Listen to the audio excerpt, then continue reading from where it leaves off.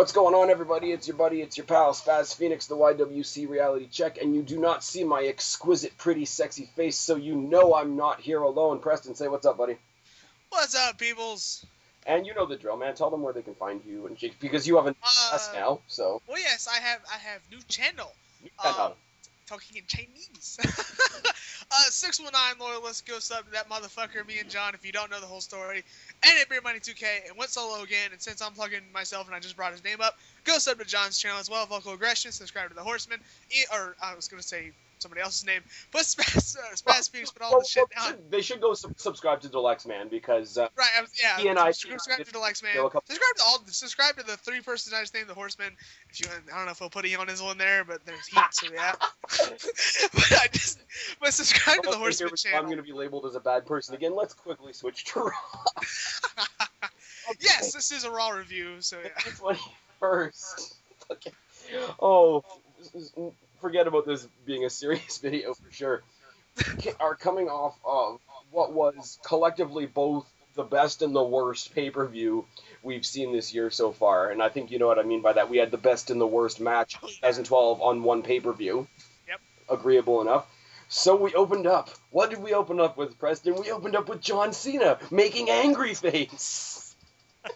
I personally enjoed the promo. I thought it was okay. I didn't think it was too bad. I liked where Cena was like getting all pissed because Laurinaitis lost, or Laurinaitis beat him, so he lost. I think he had the idea that he was just going to go out there and be pissed, and that would be enough. So I legitimately don't think he knew what he was going to say once he got. Right, he pretty much ad-libbed that. That's where you get the what the hell, what the hell, and then he looked all sad. Because, you know, people came out and spoiled his fun. And then, okay, get out the Razor violins. Big Show, I thought you were my friend. Okay, ladies and gentlemen. The one line I will give him is, I don't care who we have in charge. Hell, bring back the laptop. And then he did his Michael Cole and John Laurinaitis impersonations. Laurinaitis is not. Eve is. Looks up the ramp and says, Johnny, you're fucking hot, and Eve, you still suck. So that was awkward enough. Laurinaitis comes out in that little golf cart hover. I called it the People Power Mobile. That's what I called it. I thought it was awesome. Here it is. The People Express. Yes, the People Express. I like that one. And the crutch with the stupid People Power logo on the front. And on the arm breasts. Yes. All the Did you notice last night in his jogging suit he had a SmackDown logo on one leg and a Raw logo on the other leg? Yeah, I did notice that. I thought that was funny. Ridiculous. I think he borrowed that suit actually from Disco Inferno, if I'm not mistaken. But he comes out. He lists off all the damages from Cena, basically being like, hey, you know, I'm a little beat up, but I'm still here. People power! You do a better Laurinaitis impersonation than I do. People power! People power! And that's what I'm supposed to say! Anyways, he wants to remind everybody that he's a fierce competitor in the ring, but outside the ring, I'm still everybody's boss, and at No Way Out, you're gonna fight the Big Show. Big Show comes out, did pretty much what I expected him to do. I don't need to explain myself to anybody. I love this business. I did what I had to do to stay in this business. You shouldn't be judging me, da-da-da-da-da. And then, if that wasn't bad enough, I wish we had John in on this call, because his favorite new superstar of the year came out, jacket and all, Mr. Otunga. You're going to lose to me, just like you lost to my boss. Weakest introduction ever. I almost expected him to start Otung trolling. My thoughts on the whole Big Show thing, no. Just no. The only reason I do like it, and this is the only glimmer of hope that I can pull out of this whole thing, I like pissed off Big Show better than, like, smiley, laughy, gentle giant Big Show. And I do too, but here's my thing. The guy's turned heel more than I think anybody in the fucking company's history. That's true. He's had, I think this is the fourth feud he's had with Cena now. Jesus well, here's Christ. The thing, and I'm going to tie this together later in the night, too. Right. But Do you remember what Cena's first WrestleMania opponent was? Well, it was Big Show, yeah. It was Big Show for the U.S. Championship. Right. Before we got, the chicka U.S. Championship. So I think the whole full circle on this makes it amusing, and that's why the whole Big Show, I thought we were friends, makes me bust a gut, because it's so horrible that I can either laugh or turn it off. And don't forget, folks, same guy who put Cena through the spotlight. Right. Just saying. Right. And I'm just like, Big Show. First of all, I was getting really tired of Big Show, and honestly, when he got fired last week, I'm like, good. Don't let the door hit you on the way out.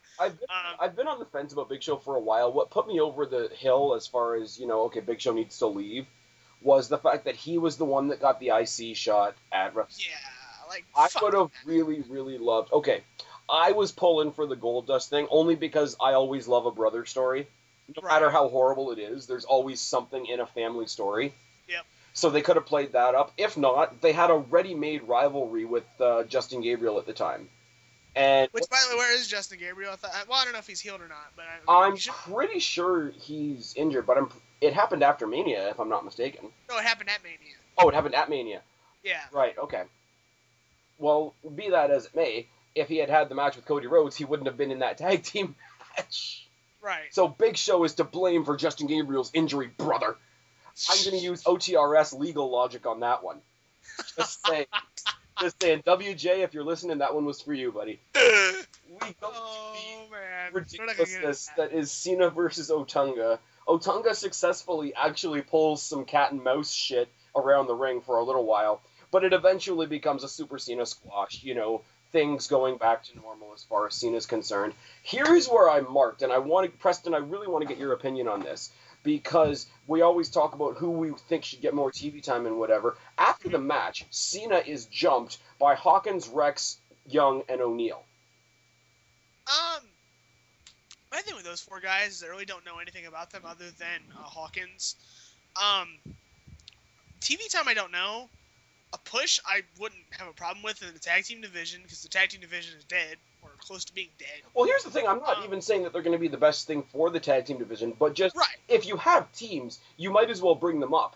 You might as well bring them to Raw or whatever the fuck, yeah. I have no problems with that. Even if they're going to be jobbers for the division, at least it'll look... At least have jobbers. At least have good teams that are jobbers. It doesn't matter. You'd rather have a division full of jobbers than a division full of nothing. Tag teams. Shit, yeah. Here was one of my issues with Over the Limit on Sunday. You had three great what I perceived to be entertaining tag teams in the Battle Royal. You had the Usos, you had Young and O'Neal, and you had Rex and Hawkins. Rex and Hawkins, I've been saying they should push for a while, because I do watch NXT occasionally. But you've got three great teams within the context of that Battle Royal, and you have two thrown-together teams fighting over the belts? Like, redonkulous. It's WWE... It's WWE 101. Yeah, fucking shit. Okay, first of all, we've got Air Boom...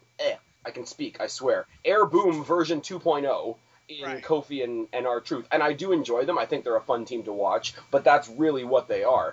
And you've got the team of Ziggler and Swagger, which is giving Swagger way too much credit and Ziggler not nearly enough. So you're killing everybody on every possible angle. So just the fact to see, even if they're horrible teams, even if they turn out to be nothing, and I don't think they will, just to see a couple of tag teams pop up on Raw, regardless of why, regardless of if they're on Team Ace or not, made me a happy kid, and I marked for the possibility. You see where I'm coming from? Yeah, and honestly, I like the whole beatdown part where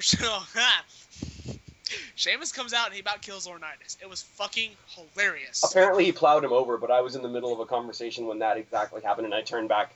Yeah, he kind of knocked him off the stage. I don't know if he actually did, because the camera cut really quick back to him running to the ring, and then they clear house, and then, Laurinaitis goes, "Oh, you're going to be in a..." I can't do Laurinaitis impersonation to say my See, here's the thing, and this is what I thought would have been great.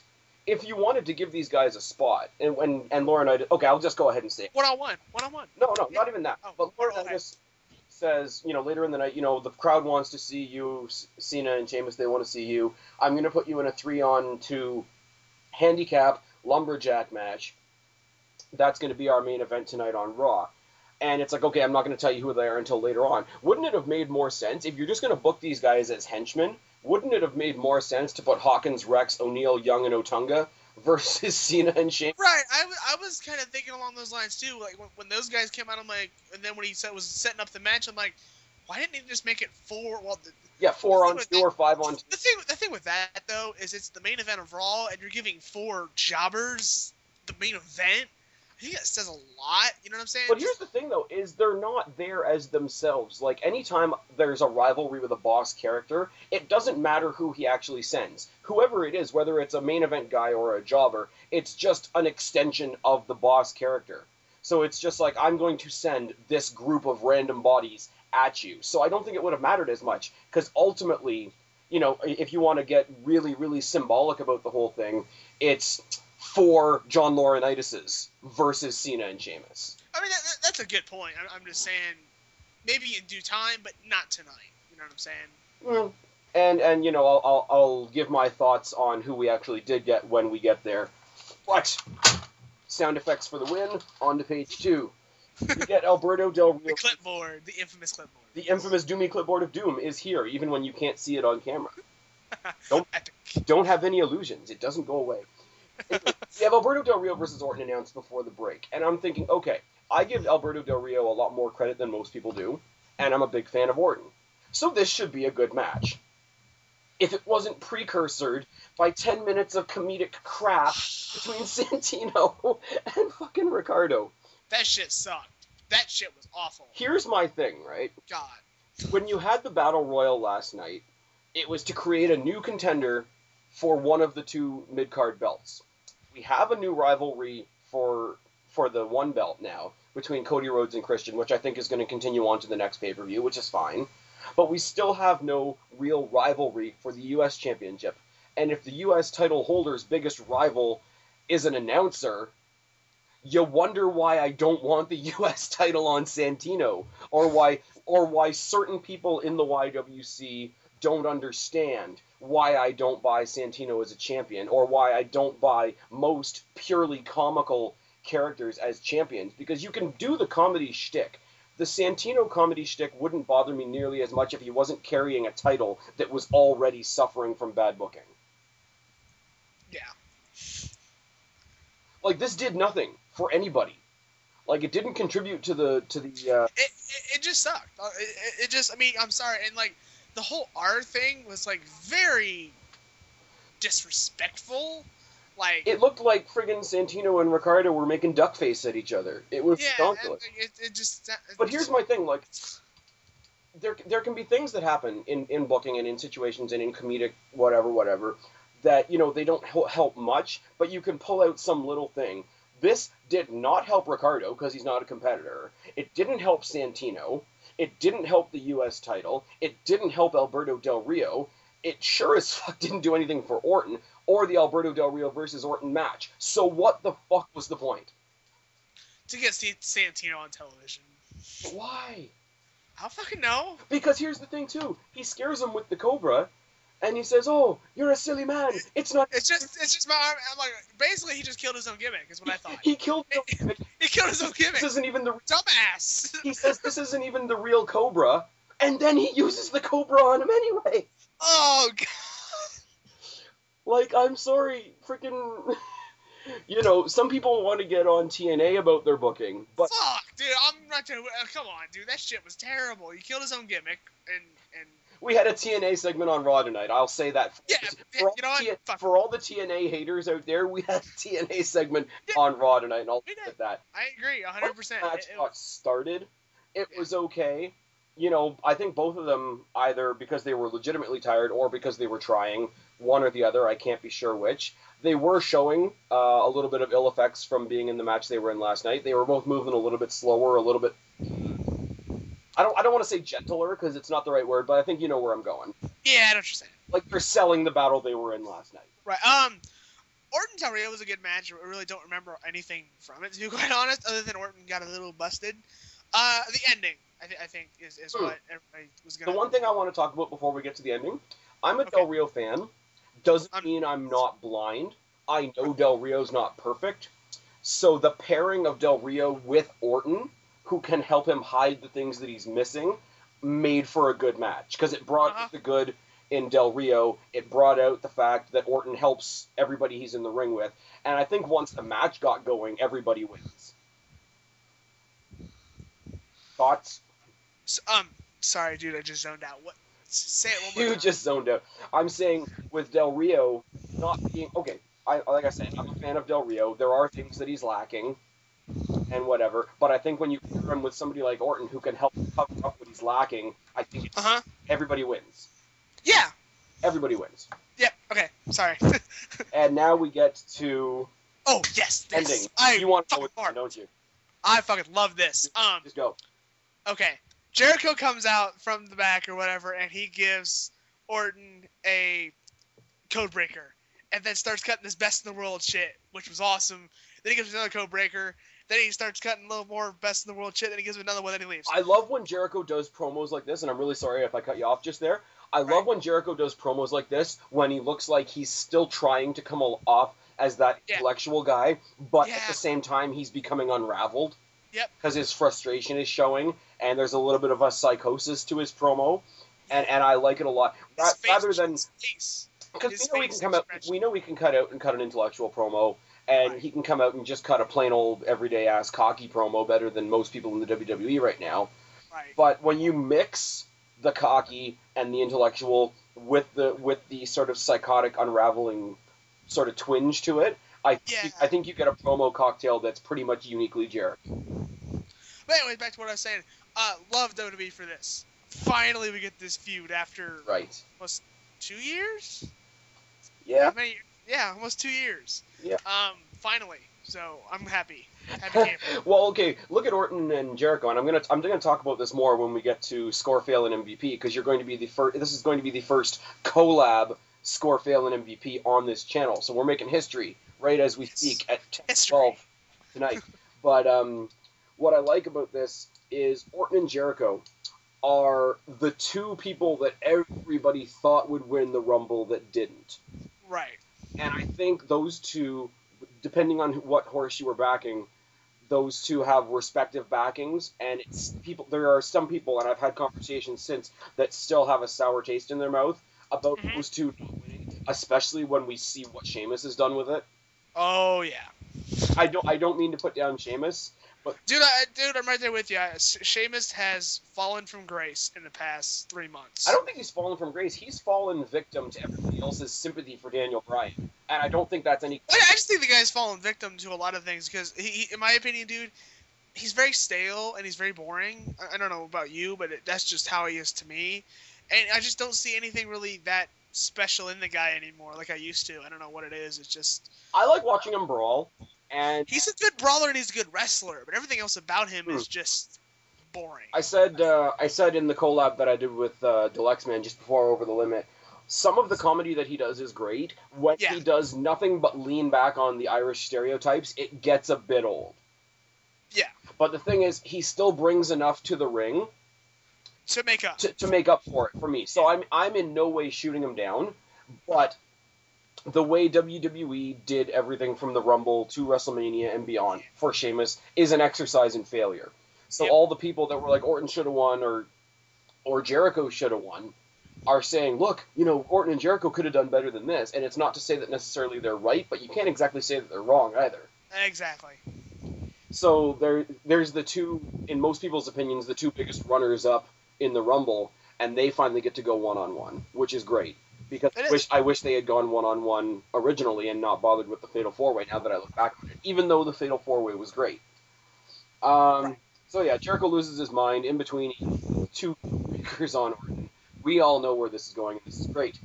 Daniel Bryan comes out and cuts a promo and brings up what I have tongue-in-cheek, very troll-style, labeled the Dalyxman argument.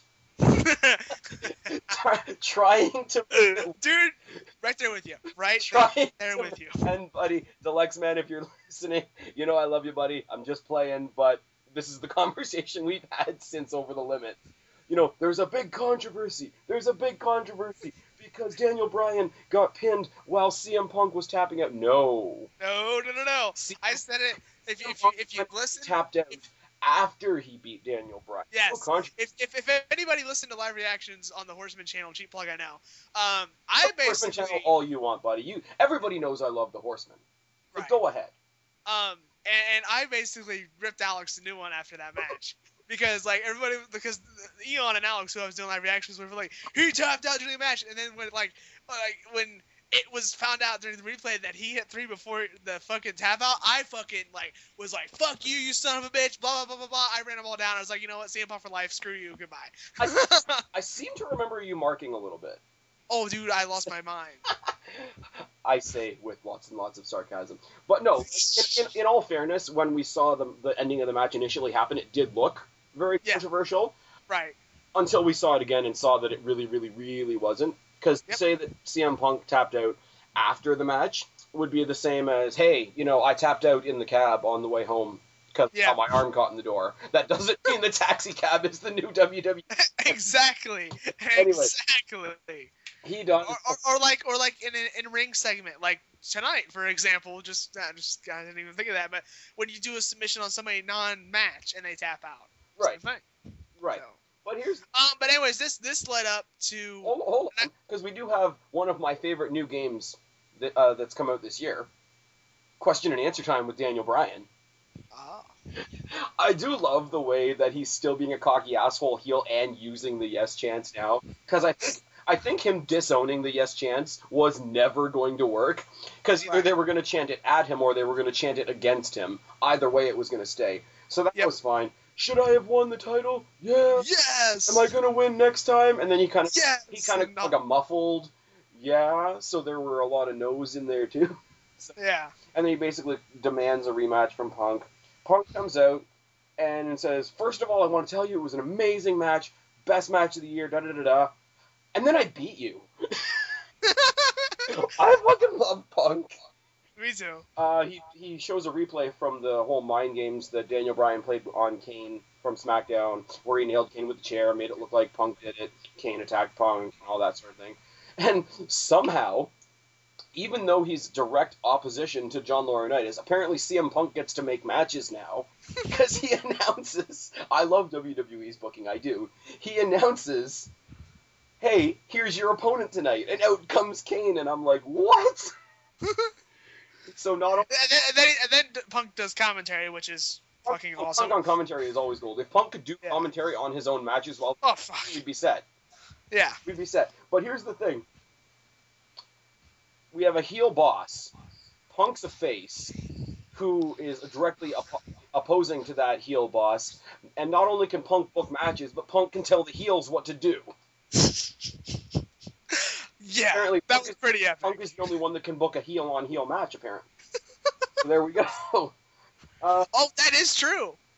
I didn't even think of that. It didn't even cross my mind. Those guys are both heels and they're in a match together. Yeah. Wow. You know. And then I love the ending where Daniel Bryan got owned. So we should name this match Embrace the Yes. Embrace the Yes. Embrace the Yes. And then there's no serious commentary going on tonight. No, you think this is gonna be serious? Basically, and then I love the spot at the end where Punk set up the same spot from. I do want to say one thing before we get to the chair spot. The only thing that sticks out for me in this match is that Daniel Bryan is one of 2 people in the WWE that can pull off a decent suicide dive. Yeah. The other one being Punk. Right. That's the only thing I wanted to say. We'll get to Cena at the end. Do we have to? Yeah, we do. Actually, wait, hold on. I can't say too much bad about Cena, because apparently it wasn't bad. It makes me sound like a jerk when I talk about how bad Cena is. Oops, I've already done it. Anyways, so we have Punk basically set up the same chair spot, but instead of hitting Kane with the chair, he just hands Daniel Bryan the chair to make it look like Bryan was about to hit him, and Kane owns him with a chair and 2 choke slams, and Daniel Bryan falls from grace, falls from Kane's hand to the canvas. And then CM Punk does... The best thing about it is CM Punk is on commentary, and he's like, what? You gonna go check on him? I should go check on him. Yeah, I'm gonna go check on him. Oh, that doesn't feel good at all. I can't. I bet that feels horrible. Somebody should go check on him. And he's like so tender and like careful walking around him. And he's like... And then he locks in the Anaconda Vice. I'm just like, yes. You make that bitch tap. So if there's controversy about, CM Punk tapping out after the match, I guess the controversy ended by Daniel Bryan tapping out, not being in a match either. Right. Just saying. Hopefully. Alex is gonna kill me when this goes out. Who cares? Who cares? Here's the thing, and I don't really have a thought on this because at this point I can't really see where it's going. The Punk and AJ spot in the back was cool. I like that. It was cool, and I know they're not going to go this way, but CM Punk being the smartass that he is, having a psychotic girlfriend. Cool. I could see Punk AJ, even though it's not going to happen. I'm fully aware before people light up my comment, oh, that's never going to happen. What the fuck do you think you're doing? Your booking sucks. Before anybody says that, I'm saying if it happened, there would be shades of Edge and Lita. As far as how they... I like it. Because Edge and Lita didn't need Edge to be great. Edge didn't need Lita to be great. They were just great and together. Yeah. I think if they did ever do an AJ Punk pairing, I think that would be fantastic. Right. Now, let me say once again, I did the precursor, now I'm doing the post-cursor. I'm not saying that it's going to happen, or everybody gets their briefs in a bunch. I'm saying if it did, it could work. Right. That's all. Am I being safe? Am I being as least offensive as I can possibly? I would hope so. I would hope that people have got to the thick heads at this point. But yeah. Well, I don't know who all is hiring the OTRS legal team, so you never know where the logic's gonna come from. Moving on. Oh, Jab City. All right, what's next? Oh, I love Jab City. I live there. Jab City's fun. I have like overlooking the lake. It's great. Oh, dear. Christian is announced as our new Intercontinental Champion, and then we go to commercial break, and then we come back and find out that his opponent is Jinder fucking Mahal. I didn't watch this match other than the two spots at the end. Here's the thing that I don't object to Jinder Mahal being in this match. I object to how okay WWE let him look in this match. Yeah. I don't have a problem with him being there. I'm not one of those guys, oh, I hate him. Oh, I want him to be in the unemployment line. Oh, get back to jobber status. I don't even say that about Cena. And I'm sorry, wow. Technically, Jinder Mahal's better than Cena. Just putting it out there. Just tossing it out there. Anyways, if he's got his little hat box there, Cena, will break it over. I don't even know where I'm going with this anymore. Jinder looks great, I guess. Kill switch and a frog splash from Christian gets the win. Only disappointing factor for this me, and this is the dictionary definition of a nitpick. With Christian's first match back on Raw, I would have loved to see a spear. That's all. A spear would have been cool. That's all. It didn't take away from the match. That's not even really a nitpick. That's just kind of wanted to see that. I'm not saying it took away from the match at all. I'm saying purely on a bias level, I would have liked to see a spear. Other than that, great match. Christian, you can tell that he's just come back, to be fair. Oh, he's shaking off the rust. He's shaking off the rust. You can tell he's kind of taking it easy as he comes back, and I like that, because he's not going full bore first day back, because when he did that before, he only came back for one night. Hey, Spaz, can we talk about the two little TNA headlines at the end of the video? Can we talk about those real quick? The two little TNA headlines? Sure. Okay. Are they the ones that I've already done videos on? No, they're today. Oh, I am not aware of anything today. Well, I'll bring them up to you at the end then. Okay. I just wanted to throw that out there real quick. Keep going with the video. Talking about bad booking, you immediately drive to TNA. That wasn't... I have no problem with this. Like I said, I over the limit. That wasn't the... Okay, whatever. Okay. Like I said in my over the limit review, Christian getting the Intercontinental Championship can only mean a bigger push for Cody Rhodes. If it means a burial of Cody Rhodes, there's something desperately wrong. Cody is taking some time off though, so I don't know how long that is, but he's going to take a little time off. He's taking time off. Right. But there's sometimes where you'd rather see somebody take a time off than get buried, like certain... Or keep going and injure themselves, whatever. The Miz, that's all I'm saying. I don't care, even if you... He wasn't even on Raw tonight. I know, even if you don't like... Neither was Brodus Clay, thank goodness, but whatever. Sure, keep cutting me off, it's all good. It's all good. It's fine, really. I'll make you do a Thriller dance-off next week, on the next episode of Raw review. I don't fucking know what's going on. But okay, I'm gonna say this because it's not even about Raw, but it is at the same time because Miz wasn't on Raw tonight after what happened last night. And I said it in my Over the Limit review, and I'm going to say it again while somebody's listening. Whose wife did the Miz fuck to get the booking that he's getting right now? No idea. Even if you don't like the Miz, you have to admit that the booking he's getting is crap. Yeah, he's getting booked bad. I'm not a Miz fan, but I don't even hate the Miz. I'm just not a fan of the guy. I agree. His booking right now is shit. Even in the bad booking, though, like, here's the point that I've been trying to make for the past few weeks. Even in the bad booking, he's looking better than he has in a while. Like, he destroyed Santino on the Extreme Rules pre-show until Santino goofballed his way to victory.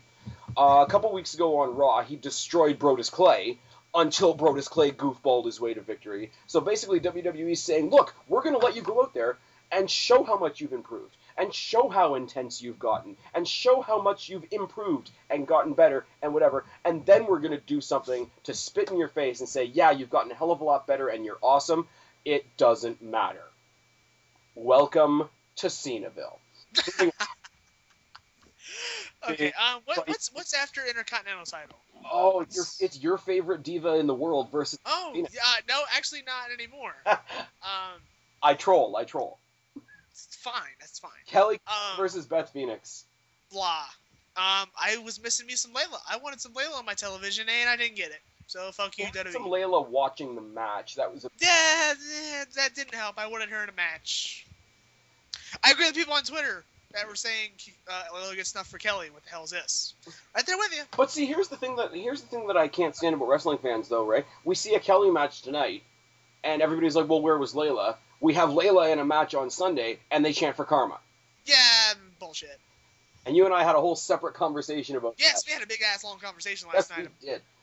But for anybody that wonders what that conversation was about, I do agree that, Beth versus Layla was a great match, and for people to chant Karma is a lot of disrespect for the people in the ring. My only point to Preston the other night was if they are chanting Karma just because they want her back and because her personal situation is so public and they're trying to show their sympathy and their support for her that way, that I will take. The rest of them that are just doing it to be douches, not so much. Right. That's, same. I think, right there basically our point in a nutshell, unless there's anything you want to add. No. The only thing I can say about the Kelly Beth match is the right Diva won. I don't care. There's my reaction. I don't care. Didn't care. Well, see, here's the thing. I would have been pissed if Kelly had won, because we would have been taking a giant step backwards again. Yeah. So I'm not super ecstatic about the match. I'm just not pissed. Right. And for a Kelly match, that's enough for me. Was it main event time? It was main event time. It's main event time. not a 3-hour Raw for another couple of weeks yet. Right. That's what I was going to say. I was going to say 2 announcements that were made way back during the Alberto Del Rio Randy Orton match. They did actually have a public announcement, whatever, of the 1000th episode. 3-hour Raw, 1000 episode extravaganza. Raw. The other thing they had was a promo for No Way Out, which I think is funny because it's, AJ and Daniel Bryan tied to the tracks, etc., etc., etc. The last line of the promo said, where No Way Out, where there's no escaping your opponent. And I want to play with the words on that for a second because I'm probably entirely overthinking it. But do you think possibly that WWE is going to try and pull something similar to Lockdown? No. Here's what they're going to do. They're going to have different match types of No Way Out. Strap matches, lumberjack matches, cage matches, handcuffed to a fuck whatever match, whatever the hell. They're going to do a lot of... Cup to a fuck whatever match. I couldn't think of something. I want to ask you now, for the analysis portion of this video, what is a fuck whatever? Because if I'm going to be handcuffed to one, I really want to know what it is. I couldn't think of anything, so that's what came out of my mouth. I would love to see a picture of Kelly. How did you get your job? I fucked whatever. Oh, dude, so good. Okay. Anyways, so we have. I would love to see WWE do the equivalent. The equivalent. Equivalent? Yes, thank you. I can spit it out. of Lockdown. Jesus Christ. But because here's the thing that I don't like, and here's where I'm gonna, you know me, I will stand up for TNA when I can. Right. Lockdown is a themed pay-per-view. Right. In general, I've gone on record that I do not like themed pay-per-views. Because themed matches should represent the ending of a feud, not necessarily... Not a people in the match. Not a specific month of the year. Yeah, that's why I hate Hell in a Cell. I despise Hell in a Cell. But here's the thing, though, and this is where my direct comparison comes in. You've got Lockdown. You've got Hell in the Cell.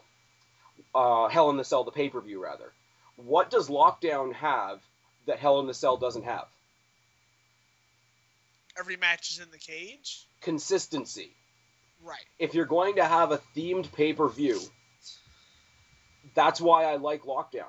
The theme is the cage, so the arena for that night, for all the rivalries to come to a head in, is the cage. If that's the identity of the pay-per-view, then you need to be consistent and you need to go all the way with it. All the themed pay-per-views that WWE does are all half-ass. And if you look at the Elimination Chamber this year... Well, some of them have to be. Some of them do. That's like Money in the Bank. That has to be. Elimination Chamber. I'm going to support the ones that are good. TLC. Those three, good. But here's Rest, here's where I'll argue with you. This year's Elimination Chamber, neither of the Elimination Chambers were the main event. That's WWE's dumbass fault. Instead, we got, bullshit piece of crap. We got Cena filler until Mania. Great. So consistency. So if you're not going to have it with every match, at least make the theme of the pay-per-view the focus of the main event. If it's not a theme, you can carry all the way through. Unless, like, Money in the Bank last year, WWE title epicness, or whatever the fuck. Yes. Some places, or some pay-per-views, it fits. Elimination Chamber did not. So, yeah. Like Hell in the Cell, there's no reason that they couldn't leave the cell down for the whole match, because ultimately it doesn't change. If you have one match that's going to be a normal match, then you just enforce the countouts and the disqualifications like you would in any other match. Like, there's no reason for them to go up and down like a fucking pogo stick with the Hell in the Cell. I agree. I'm speaking to the choir. I mean, I have no problems with what you're saying. I just think that it's also personal because in general I'm a huge fan of Lockdown. Well, I have no problems with Lockdown. Lockdown's normally a good to decent show. So, I mean, this year it was but I mean, normally it's good. So, I mean... Lockdown a couple of years ago was when we had Samoa Joe and Kurt Angle in the MMA. Fucking epic shit, yeah. And I will say once again, and this is another thing that we brought up when we were talking about divas before, TNA lets their divas fight in a cage. WWE, I don't think, ever will. And the knockouts in TNA do it well. Right. So... Okay, we've lingered on the Divas and TNA. But that's fine, because who cares? And speaking of Divas real quick, I just want to say, WWE's Diva division is the best it's been in a long time. If you cut Alicia Fox, pretty damn good division, in my opinion. You know why? And I've said the same thing. The Bellas are gone. I didn't exactly... There was nothing for me with the Bellas, but I didn't really have anything extremely against them. Like, they had a gimmick. They were doing the twin thing. Whatever. Yes, it got old, but we got rid of them. Whatever. Kelly's been sort of laying out for a while. Alicia Fox only shows up every now and then when she needs to job for somebody. So like basically, without getting rid of the four of them, you really have gotten rid of the four of them. You're left with Karma when she comes back, Natalya, Beth Phoenix, Eve, Layla, AJ, and Maxine, who's still stuck on NXT, but I like watching. And Caitlyn, who's... Caitlyn, yes. So that's a great division, in my opinion. All those women are talented, in my opinion. I'm not saying fuck all. I wouldn't fuck with Caitlyn. Just saying. Just putting it out there. I would like to fuck. Caitlyn's awesome, period. Caitlyn, AJ, Eve. On my dick. Anyway. But anyways, that division, I got to stay away somehow from that. This is terrible. Yes. Terrible. Shall we move on to the main event? Oh, man. Well, hold on. I want to finish up my point about the Divas division. Oh, you had a point. The Divas division right now is good. If they're going to build the division around Layla, great, because she, in my opinion, is deserving, and she's the best talent in the division right now, for the most part, besides, like, the epicness of Beth Phoenix and Natalya. Where the fuck is Natalya, by the way? And Karma, like... She's taking Gas X at the moment, and Karma... You had to bring up that goddamn bullshit. I do because I'm a fan of hers, and the gas thing is so ridiculous that I have to keep bringing it up to reference how stupid WWE is. Hey, I'm right there with you. But here's the thing, what I've heard with Karma, and this is only going on dirt sheets, so I don't know if it's true, I read it on No DQ and I read it on WrestleZone, is that literally she's good to go. Creative don't know what they want to do with her yet. See, that's Creative's fault then. It is Creative's fault, but it is better than bringing her back in with nothing to do. Right, so and I'm glad WWE is actually being smart. I will give them credit for that. Like, the fact that they don't have anything for her yet, maybe, it's their fault, however you want to say it. But the fact that they recognize they don't have anything for her, and they don't just want to bring her back, says something. And the way she was used in the Royal Rumble wasn't bad either. I thought that was cool where she butterflied Ziggler and then eliminated. Oh, implant buster to a man. Just saying. Hilarious. And then she eliminated some motherfucker. I don't know who the hell it was, but yeah, I like that Karma came back in the Rumble. That was cool, but I hope she comes. Really, the feuds I want to see her in are Beth, Layla, Natalya, Kelly. I want to see all those matches and all those feuds happen. And with WWE adding the third hour in the next month and change, they've got no excuse not to do it. They have no excuse. And they have no excuse not to build the tag team division as well. Yeah, WWE, basically, you're backing yourself into a corner, and it's called nut up or shut up, basically. Because you're adding a third hour onto your show. That means you should give time to your other divisions that you've basically swept under the rug for however long and just said, fuck it. So, yeah. It doesn't mean we need to prolong the Cena promos. Just saying. Here's what I want to say too. I want to see Karma versus AJ. Oh yeah, I forgot Karma AJ. I want to see that match too. Whether AJ pulls a Cinderella story, which I wouldn't mind entirely, right, or whether Karma goes in there and completely destroys her like friggin' and she starts bumping and selling like a boss, yeah. And she will. That's the thing. Right. Because she's so tiny, she can't help but sell like boss. Right, same with Layla. And when she goes psycho, it's kind of funny, only because she's so, dude, the face she gave after the CM Punk thing was fucking awesome. I never really asked you, because I gave my thought on that. What's your take on the whole AJ Punk thing right now? I think it's cool, and I love that AJ's being put in top-level storylines and talent. She's constantly involved in the world title picture. Now she's involved in the WWE title picture. That's almost better than being Divas Champion at this point. Pretty much. Divas Champion. Layla and Beth Phoenix have brought the title back to Promised Land, and Kelly did too. I think Kelly was a good Divas Champion. But both Beth Phoenix and Layla are bringing the prestige upwards more than it already was. So okay, but what gets AJ more exposure and memorability? Her having a face-to-face... Oh, Daniel Bryan, because of the whole storyline. The whole storyline, and her having a little bit of face-to-face time with Punk. It's more time on television than most Divas matches are. It's kind of sad, but it's true. And the thing is, though, as far as like interaction and all that, AJ and Punk work very well together. So whether they're slowly coming together or they're going to completely explode against each other in some kind of third-party way, either way, I'm intrigued, and the way they work together and the way they work off each other is amazing. All right. Let's move on to the main event. Yes, I like that tangent. That was a cool tangent. I love tangents. I'm gonna be honest. Didn't really watch this match. I was kind of in and out. Can we just talk about I just want to go over the bullet points that explain how this match was. For anybody that didn't see Raw, it was Sheamus and Cena versus Ziggler, Swagger, and Lord Tensai. I did see Ziggler when he got tossed to the outside that one time. Goddamn, that guy sells so badass. This is the thing, right? You had Sheamus, Cena, and Ziggler that belonged there, and Swagger and Lord Tensai that didn't. Who didn't? Really. I mean, I know in theory Lord Tensai... guy sucks in my opinion. Okay, see, he's not that bad. Really. Like, I'm sorry, I'm going on my own opinion. I'm not going to bash against yours. Right. He's not that bad. I think what kills it for me is he would be a very, very strong mid-carder, but they brought him in and they shoved him in the main event. Like, they had him go up against a couple jobbers to show what he could do, and now he... Then they just, rocket. Then they rocketed him to Cena, and, okay, no, he's not fighting for a title or anything like that. And then after Cena, they threw him on Superstar. Yeah, and then they have him on Superstars, but no, he's not fighting for the title, but he's involved with the situations with Punk, with Cena, and whatever. And it's not that he's not good, it's that he doesn't belong there.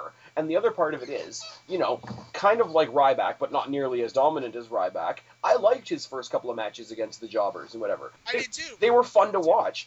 And it was the first time that legitimately the crowd not giving a fuck to the point where it actually had an effect on me. Like, legitimately, I could buy what he's done, like, coming in with the whole Japanese gimmick and whatever, because it's legitimate. He's been over in All Japan or New Japan or whatever he was in for, like, however many years, and he has absorbed, a lot of that culture, a lot of that way of wrestling, etc. So it does make sense. It's not that it doesn't make sense. It's that I'm willing to bet the more casual fans or the people that don't necessarily know that about him, that think he just disappeared for a couple of years, aren't willing to buy it. And the crowd as a whole don't buy it to such a degree that it actually has an effect on me when I'm watching it. And that's a very unique situation, unique to Lord Tensai. Yep. I think what I'm going to throw out is when Cena was going for five knuckle, and Sheamus got jumped or some fuck. Right. And Cena goes for a dive. Before we get to the end, I just want to go over the bullets, because it was a strictly heel-heavy situation. Right. So the heels have the numbers advantage. All the lumberjacks are heels. Laurinaitis, the heel boss, is watching. Cena's next big heel opponent is watching. Everything points to, the faces are going to get slaughtered. The numbers game, like I say, Swagger and Tensai really didn't belong. Right. Like I said, I would have rather, at this point, had the jobbers at the beginning of the night, because then it would be okay that they were jobbers, almost. But now there's these guys that WWE keeps trying to tell us are main eventers, and other than Swagger, they're really not. So go in there and have, like, a team of, like, 10 jobbers against Cena. I would rather see that. They're jobbers. In my opinion, Ziggler is the main eventer. He just needs... No. Ziggler, absolutely. Ziggler's far overdue. I mean Swagger and Tensai.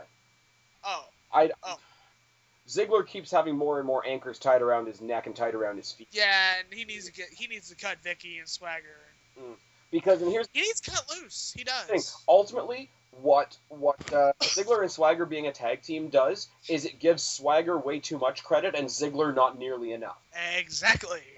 That's my problem with that.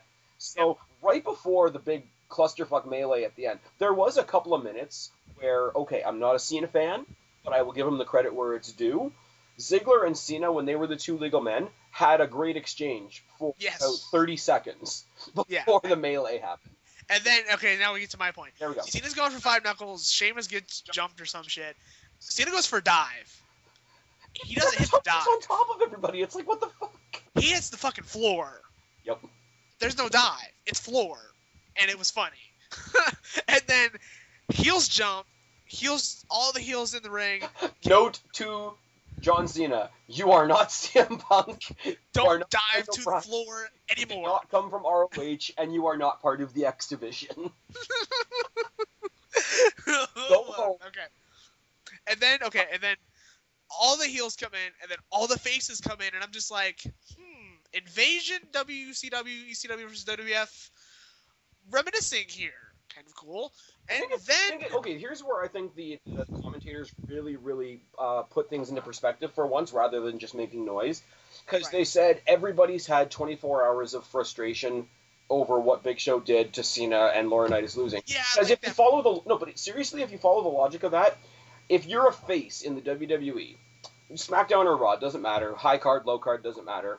If you're a face, you don't want to deal with Laurinaitis. You were hoping that John was going to get rid of Laurinaitis. So now here's all these guys out there in the ring causing a stink that are going to benefit from Laurinaitis, and they're putting a beat down on somebody. This is where everybody puts their differences aside for a second, and it's like, no, there needs to be an explosion of frustration.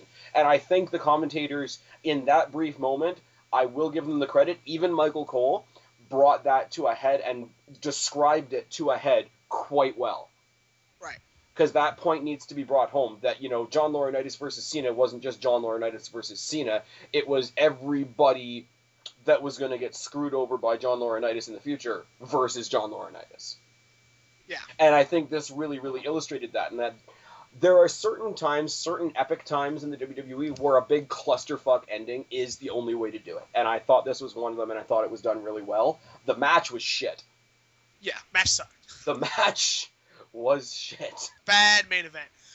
But I love, like I said, the melee because it reminded me of the Invasion Brawl. If anybody knows, if you don't know what the fuck the Invasion Brawl is, goddamn, learn up on your fucking wrestling history, please. Learn up on your fucking research. Somebody said that to me once. I can't remember.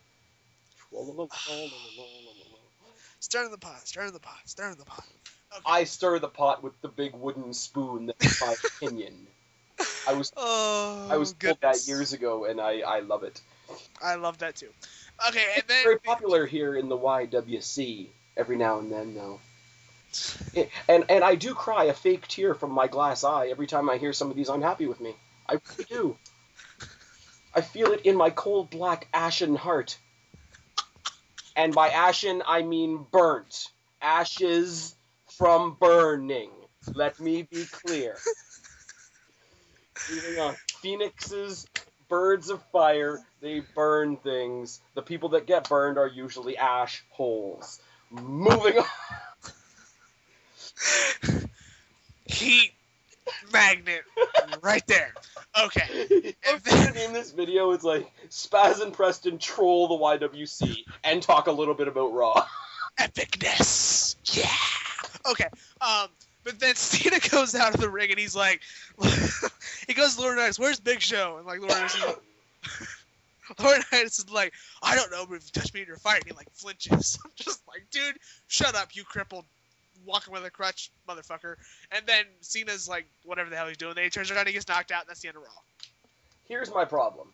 Woo! John Cena's supposed to be the guy that never walks away from a fight, never back down, never give up, never surrender. As soon as the clusterfuck goes down, he leaves. He bails on his partner to leave him not only in a 3-on-1 advantage, but the whole fucking Theo roster. But it's like 3-on-1 plus every single fucking lumberjack there. And when you see that you had some big fuckers there, you had like the one that comes immediately to mind is Tyler Rex.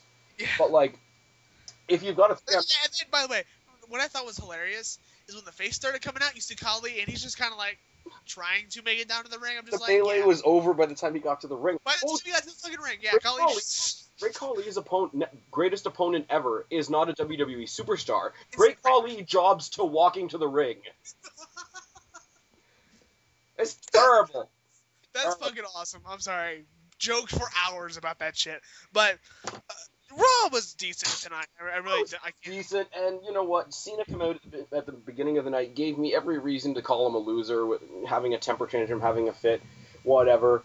At the end of the night, he basically walks away from the fight, and here's where he did actually put over Big Show, if you want to think about it in a sense, because he survived a 3-on-2 a 3-on-2 match and competing with all the lumberjacks on the outside for a certain amount of time, but yet one swat from the Big Show puts him on his ass where he belongs. Big Show, along with Big Johnny and Lesnar and The Rock, right up on my mantle right now. It's true. It's damn true. But here's the thing that I wanted to talk about that I mentioned at the beginning of the video. Do you remember the only tag team match Undertaker's ever had at WrestleMania?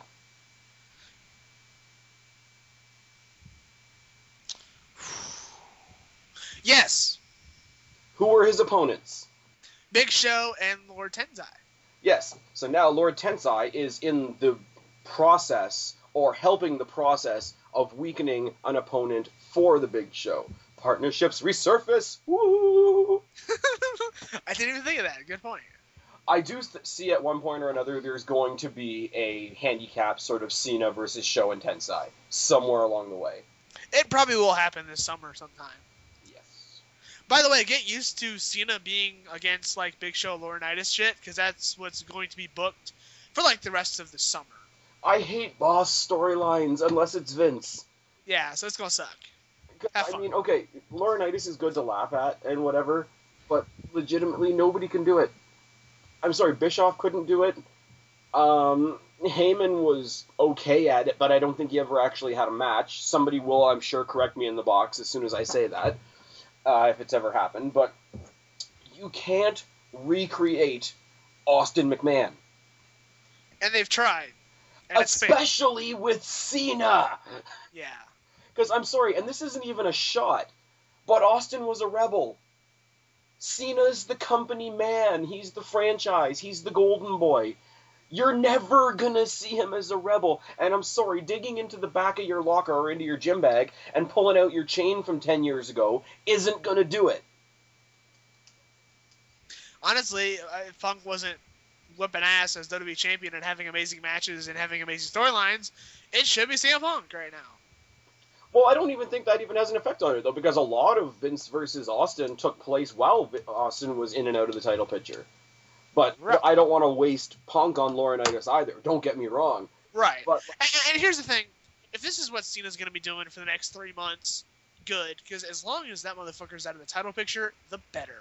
But the thing, what bothers me, and Over the Limit was a perfect example, yeah, Cena out of the title picture is great. Oh, the title. God, but not match-wise. No. Cena out of the title picture. No, I just want to make a generic point, not specifically about Over the Limit. Just Over the Limit is a perfect example. Cena out of the title picture is a double-edged sword, because it keeps the belt off Cena, which makes the belt more interesting. But as long as Cena doesn't have the belt itself is not the main event, and that's bullshit. Yeah, that sucks. Like, Cena Laurinaitis, quality-wise, or, whatever you want. Honestly, that's true, Spaz. He's been the main event of the last 3 motherfucking pay-per-views in a row, and arguably, he hasn't had the best match on every single one.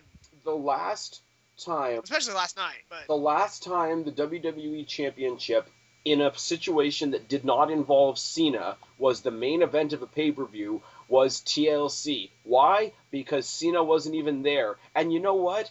Oh my god, we can't possibly survive without John Cena. TLC is one of the 3 most talked about pay-per-views from last year. God damn it! Exactly. I'm done. I think I'm good. Okay. Anyways. Alright. Welcome to the next section. Where the hell is it? Oh, it's right there. Never mind. I ripped it off before I even did it. Score fail and MVP plus my fave 5. Okay, this is a 2-part thing. Cena tried to be angry, and he almost looked like he was about to say something like, I always try to rise above the hate, but this time I can't. If he had actually said that, his promo would have gotten a lot more praise from me. It looked like it was going that way, and then he backed off. Yep. Another score for me, like I said, the young guys getting a shot to at least get some camera time on Raw. The worst you can do is give them a shot and find out that they're not good and tell them that they failed. Like, you have nothing to lose by giving somebody a shot, is my take on that. Plus, the tag team division needs it. Here is where we go really, really good. We have 2 feuds moving forward on SmackDown. We have Jericho and Orton, and we have ADR versus Sheamus. Jericho Orton is going to be a fantastic match. Neither one of them needs to be fighting for a belt because they don't need it to be great. Exactly. That's just a match on its own. Like, yep. Cena has the matches on Raw that are kind of above the title, even though I don't particularly like it. This is a match that can kind of exist above the title on SmackDown. Right. Sheamus versus Alberto Del Rio. Because I'm an Alberto Del Rio fan, and I think he's not being allowed to shine the way he should. B, because logically, he's the only one in the Fatal 4-Way match that actually won a number 1 contenders match to get in there. So he got fucked out of his one-on-one title shot. So even if you want to go at it strictly from a logical perspective, I do, as a fan, want to see Alberto Del Rio get that singular shot. It's not going to be the main event. The World Heavyweight Championship isn't going to be the main event anytime soon. No. Get Alberto, even if you don't like Del Rio, think of it as getting his one shot out of the way. Even if you want to look at it like that, you have to have that one match, or the logic loop will always be there. And honestly, this is going to be Del Rio's last pay-per-view in the title picture. Probably, unless he is in a Money in the Bank match next month. After that, he's feuding with somebody. I don't know who that is, but he's feuding with somebody. Wink, wink. And then, I keep hearing rumors, and I've said this on other videos before, I keep hearing rumors that they're going to turn Miz face to go against Del Rio. It's not going to happen. Whatever. People don't give a shit. Most people don't give a shit about The Miz, and most people don't give a shit about Del Rio. Exactly. I like them both. If they want to have a rivalry, go at it. If you want to try and turn Miz face and treat it like an experiment, go for it. Are you done with score? Or are you still going? I've got 2 more scores. All right, keep rocking. Everything involving Punk, Bryan, and Kane tonight. Yeah. The fact that Punk basically got his revenge on what Bryan did to him on SmackDown, but did it in a way that wasn't exactly as heelish. He didn't actually attack Kane. He just made Bryan look like he was going to. So it's a little less heelish, but he still got his tit for tat in. I love it. And Kane, even though he's not seen in the highest regard, he's on the pre-show of the pay-per-view and such, he still played his part in that quite well, being the anonymous monster that doesn't really have a side in the feud. So he's being used well in that regard. Divas match, all I can say is the right girl won. If Kelly had won, I would have been raging a little bit. Because as we've said before, they have made strides forward with the WWE Divas division. Don't go backwards. I don't want to go 1 step forward, 5 steps back, and Kelly would be more like 10. Okay. The fails. Do I get to do score fail, or are you gonna do? You can dude. If you got scores you want to toss on there, go for it. Well, I'm assuming if I'm doing a joint Raw review, I get to do the same shit as you. Just saying. Oh yeah.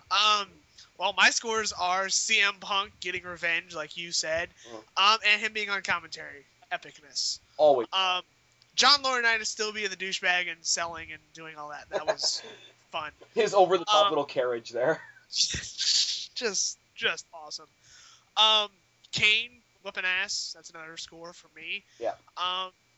Cena losing at the ring dive. Yeah, score. Honestly.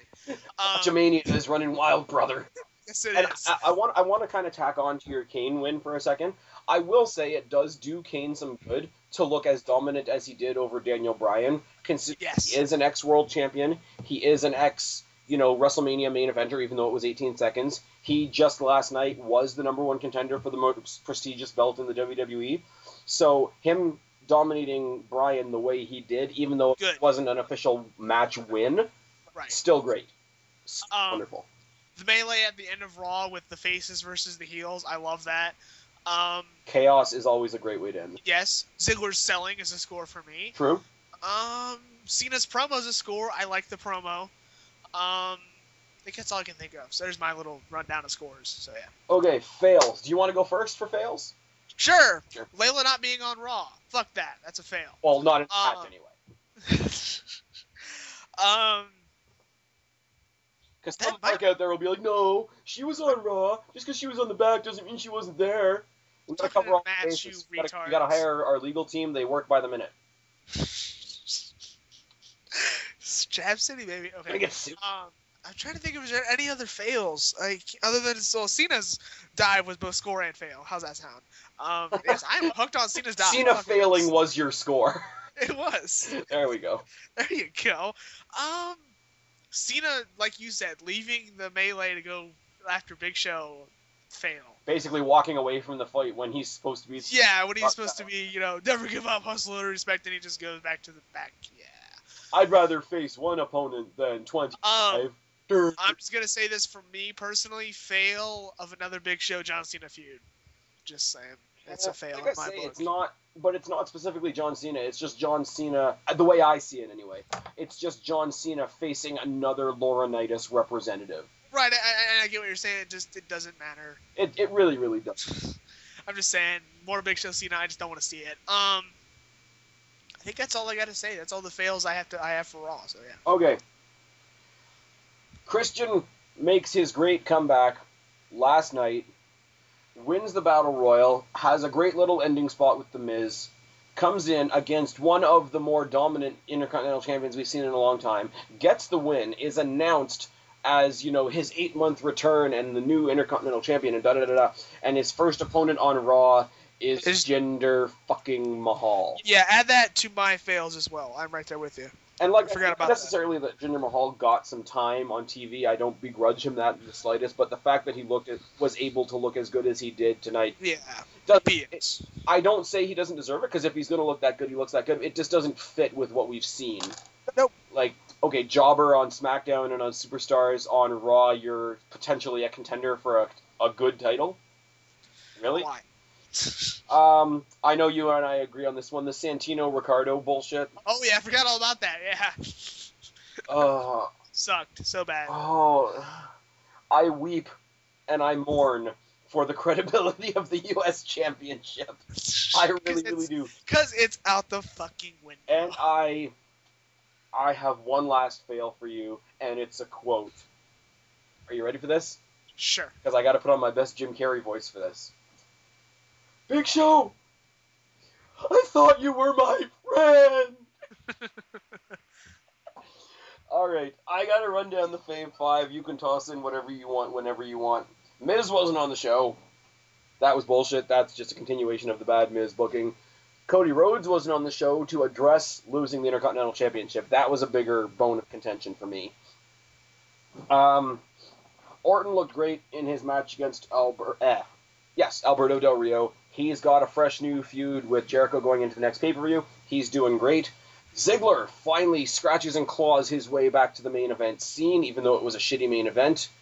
And CM Punk has one up on Daniel Bryan after legitimately defeating him last night.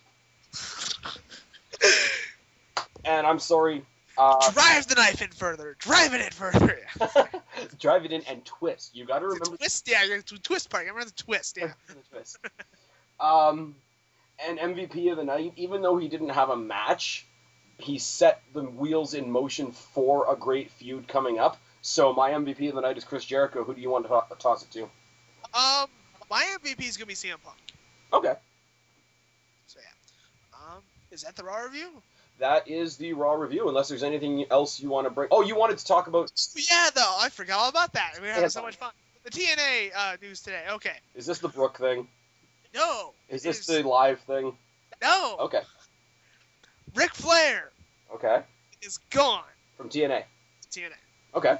And so is Alex Shelley. What? Yes. Okay, so Alex Shelley got injured, was away for a while, came back, his partner got injured, they came back as a team, they had like 2 matches, and now he's gone. Yeah. I hope WWE picks him up. They're planning on it. Are they? Yes. Nice. Ric Flair, I know you're expecting, some kind of ragging on Ric Flair, and TNA-related ragging.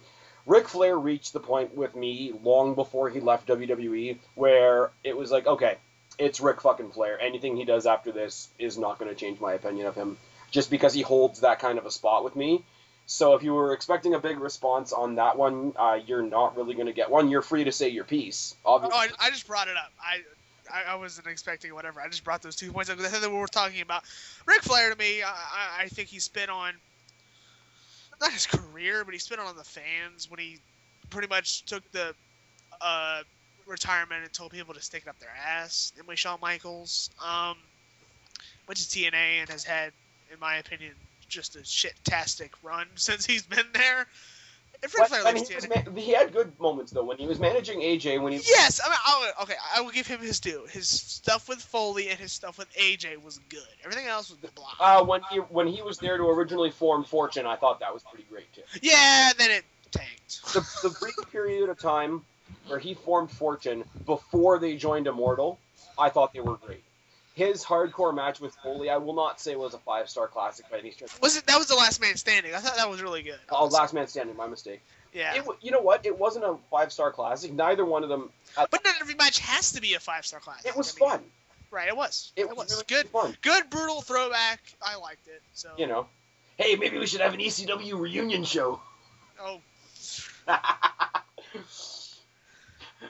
Even my co-collaborators are not safe from the Trollinator. That's fine. Yes, Trollinator. I went there. Moving on. Trollinator. Trollinator. I'm done. If you got anything else. I'm just trying to think. Like going into the next pay-per-view right now, it looks like we're gonna get a Bryan Punk rematch. We're gonna get Cena versus Show. We're probably gonna get Christian versus Cody again. We're gonna get Jericho versus Orton. We're gonna get Alberto Del Rio versus Sheamus, whether people like it or not. So y'all can suck it.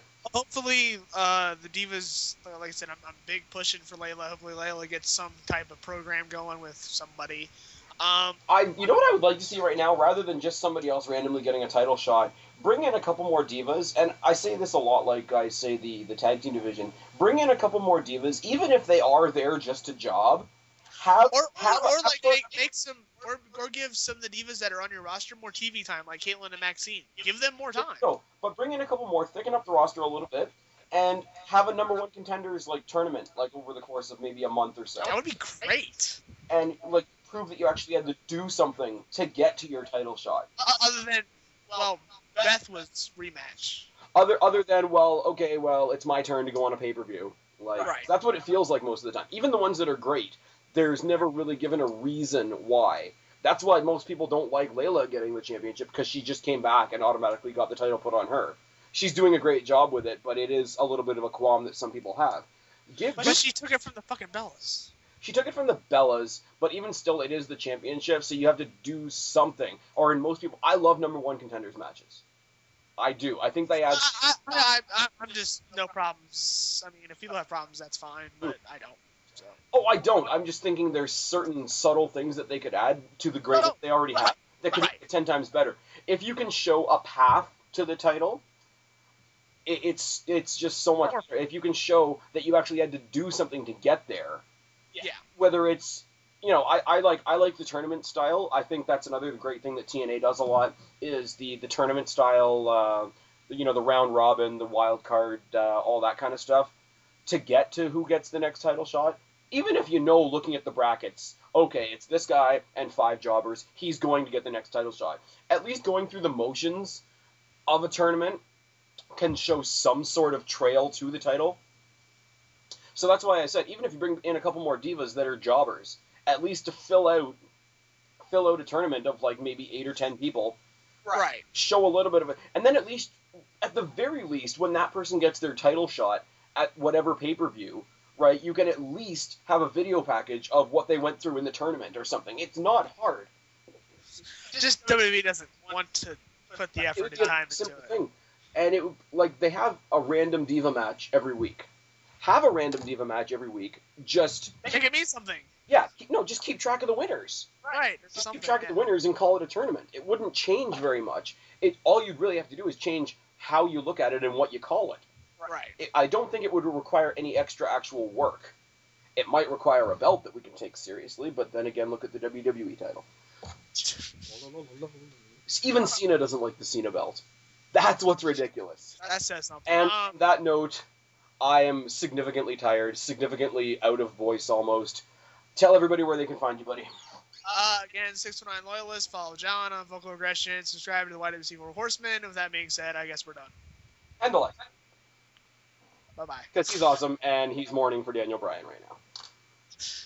Alright, guys, as for me, I've been Spaz, your YWC Reality Check. Thank you, Preston. Subscribe up there, talk down there, start a conversation. Let us know what you think. Keep our conversations going. Don't be a stranger, and I will talk to every last one of you later. But for now, we are tagging out. Bye, guys.